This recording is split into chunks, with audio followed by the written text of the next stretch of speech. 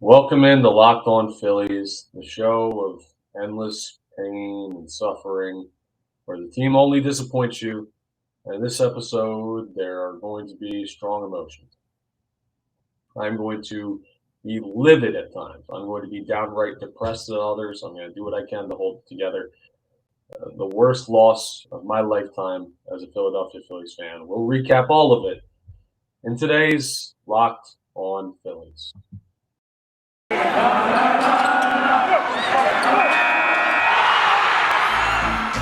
are Locked On Phillies, your daily Philadelphia Phillies podcast. Part of the Locked On Podcast Network, your team every day.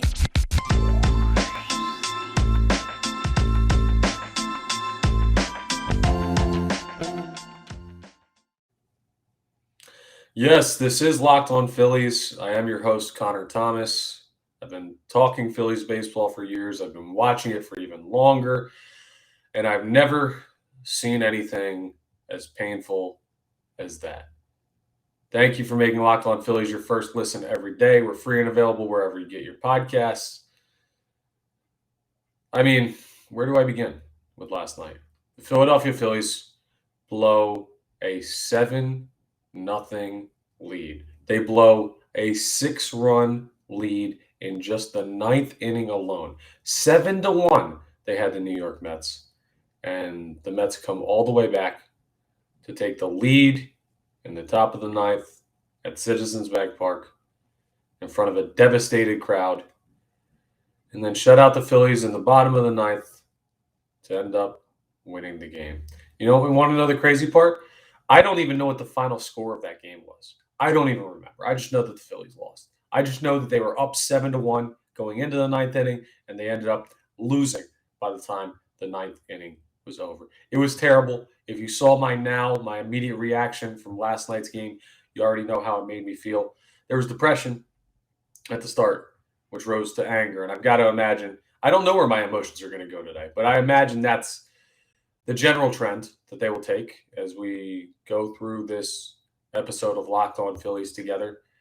Listen, you're a Philadelphia Phillies fan. You're watching this. You love this team. But when they do stuff like this, when they play games like this, when they I don't even know. I don't know if it's effort. It can't be inability because this team's super talented. They scored 7 unanswered runs to start this game. And yet I don't understand how it's possible. Part of me feels like they take on the personality of the manager. Attitude reflects leadership. You've heard me say that a couple times. It's one of my favorite lines from Remember the Titans. Well, their attitude right now is of a loser team, a losing team, a team that could not find a way to win regardless of how well they play. And that attitude reflects leadership. And who's the leadership of this team right now? Well, for the time being, it's Joe Girardi. And it won't be long. If they keep playing, well, not even if they keep playing like this, it might not be long anyway. I don't know how you can justify keeping things the same after what was the worst loss in the past 30 years. It's the worst loss I've ever seen in Philadelphia sports, at least for the Phillies. I mean, the Sixers have had terrible blown leads. The Flyers, they haven't really been in huge spots, but they've blown big leads. The Eagles really haven't blown that big of leads in my lifetime that I can think of because they're normally a pretty solid football team. And the Phillies, largely in my lifetime, have been good. Even though we're in a playoff drought, I got that '08 era and everything where stuff was amazing. They were the best team in baseball for a couple of years there. But, man, this is as low as I've ever been as a Philadelphia Phillies fan. You needed 3 outs. I'll tell you what I was doing. I was out for Cinco de Mayo. I was sitting at a brewery in Northeast Philly, and it was the ninth inning. It was the top of the ninth. And you know what I did? I got up and I paid my tab, and I told my buddies who I was out with, hey, I got to run home. I'm going to try and make it before they get these 3 outs so that I can get all set to record my post-game reaction to a nice win to start out the series. And, hey, maybe the Phillies can take 3 or 4. Maybe they could even sweep. And then I got in the car. And I listened to the radio broadcast as the Phillies gave up run after run after run after run. I considered just taking a left turn off of Delaware Avenue here in Philadelphia, just right into the Delaware River. Just driving the car into the river and being done with this Phillies team. Of course, I didn't. I make it home. I get down, and I sit on my couch just in time to see the lead completely blown. And then the Phillies put up nothing in the bottom of the ninth to lose it. How is it possible? How can you possibly, in that spot, allow the other team to score more than 7 unanswered runs, more than 6 unanswered runs? It's preposterous.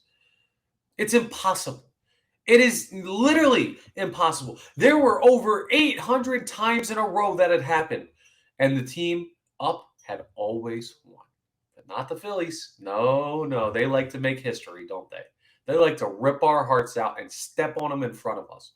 Because that's Philadelphia Phillies baseball over the past 10 years. 10 years. Not just this year. Not just last year. The past 10 years. And this past night's game, it's just a collection of feelings over the past decade pouring out of me right now because, man, has this sucked? And does this suck? You needed 3 outs. It had to be the damn Mets. It had to be at frickin' home. You even got it bad after, and you didn't get it done. You needed 3 outs. You could have gotten a ground out. You could have gotten a line out. You could have gotten a pop out. You could have gotten a strikeout. You could have gotten a foul out. You could have thrown somebody out stealing. You could have had somebody ejected during their turn at the plate, resulting in an out. You could have had a player not available to step in the game. That automatic out. There's so many ways that you could have possibly. You could have had an illegal bat, pine tar, something wrong, stepping out of the box while making contact with the ball. You could have had a runner hit by a batted ball. All of these outs. Phillies couldn't find one of them.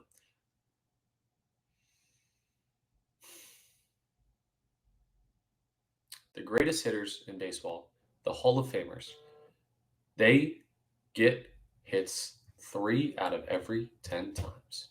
You bat 300, and you're one of the greats. That means that 7 out of 10 times you get an out. 10 batters came to the plate in that inning for the New York Mets.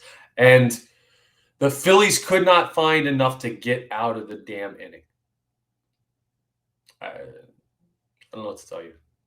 James Norwood was awful in the inning. Corey Knebel, who had a great year, who's still having a great year, just had a bad outing. And this isn't statistically doesn't ruin his season, but he was not good. What do you want me to say? And part of that is definitely on Joe Girardi for how he handled the bullpen and how he handled that game and how he handled the tone of his team and how he needed to, at some point, stop the bleeding. I don't know. Call time. Bring the infield in. Talk to him and conference them at the mound for as long as you need to before they throw you out of the darn game.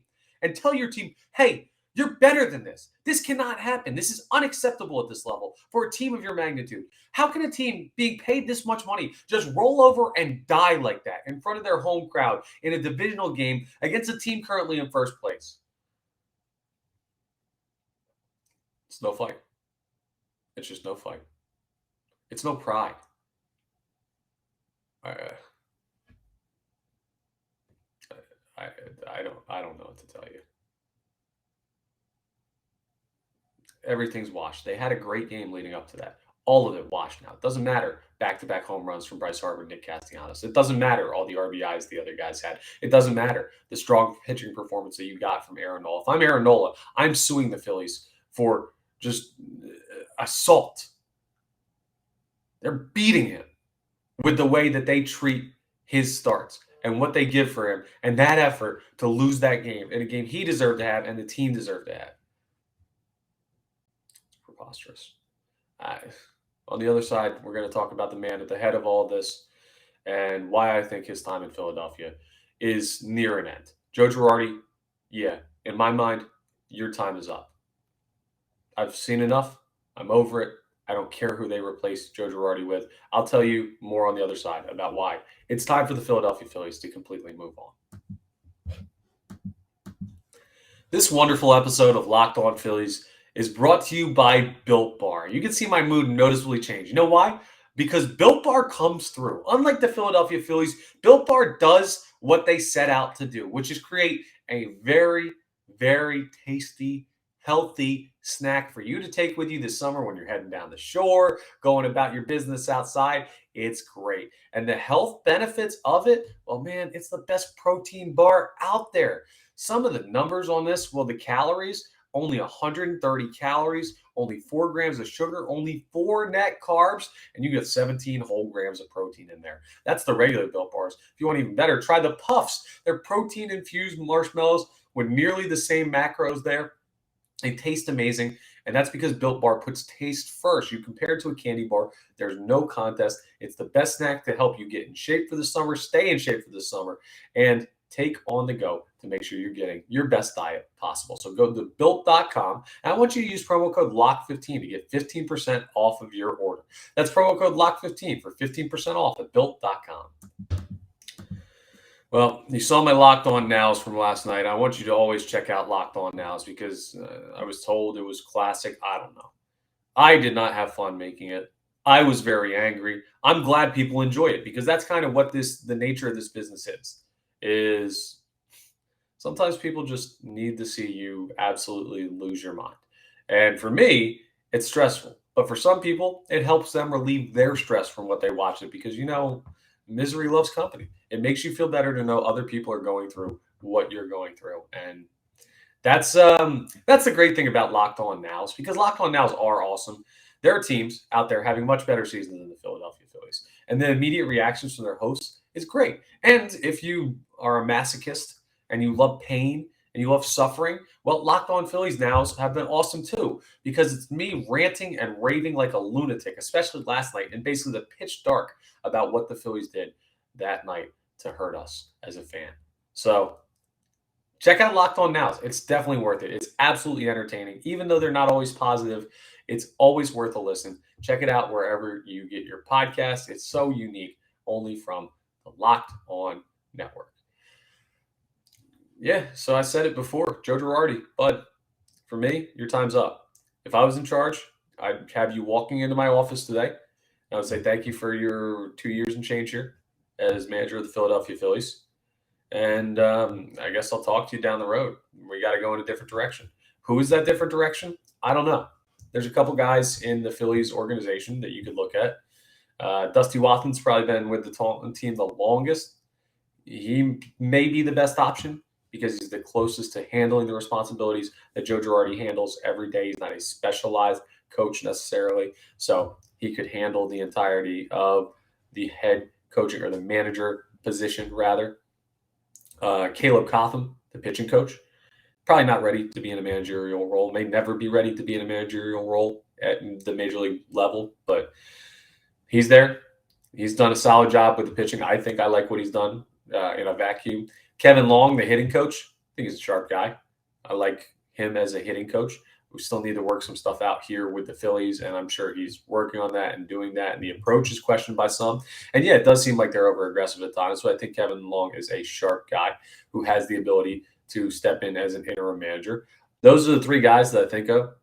Outside hires are tough right now because we're in the middle of a season. We're not even in the middle yet. We're in the beginning of a season. There aren't that many available managers.